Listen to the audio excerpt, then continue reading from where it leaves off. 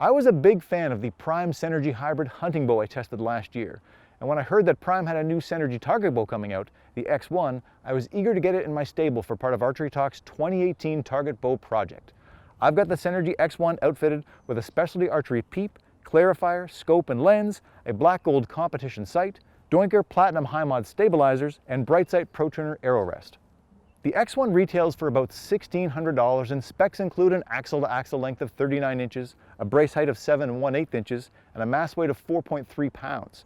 The IBO rated speed on this bow is 315 feet per second, and draw lengths range from 25.5 to 31 inches. I've got this bow set up at 29.5 inches of draw length. This bow is sort of a marriage between the Centergy Hybrid and the STX39 V2 that I shot last year. I was a bit surprised when Prime chose to skip the shoot-through riser design of the STX in favor of an open riser. The reasoning for the change came from Prime engineers, who decided they could get the top half and bottom half of the riser moving together through the draw cycle easier without a shoot-through design. According to Prime, this helps keep the nock travel level both vertically and horizontally. Prime also moved the grip of the X1 slightly to the right to help reduce torque. Since I don't have an engineering degree or a high-speed camera, I'm going to have to take Prime's word for exactly how this works, but I can say that it feels quite a bit different than the STX I shot last year. First, the grip is more comfortable for me. I was rubbing the top of my hand on the bottom of the shelf of the STX, which caused some mild discomfort. This is not happening with the X1. It also holds exceptionally well on target, so long as I'm doing my job.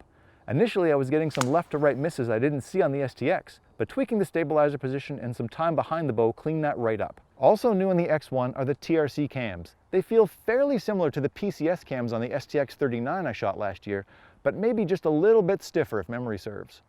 There's a slight dump into the valley, but nothing off-putting. Currently, I've got the bow set up where the valley is shorter than I had it on the STX, but that can be adjusted by moving the cable stop slightly. I'm keeping the valley a touch shorter as it forces me to stay active on the shot and not get lazy. You can choose cable stops or limb stops on this bow. The cable stops provide a near ideal feel for me, as they did on the STX. The back wall is fairly firm, but it's got just a hint of give, which I prefer, as it allows me to feel like I'm pulling through the shot a bit better with my hinge release.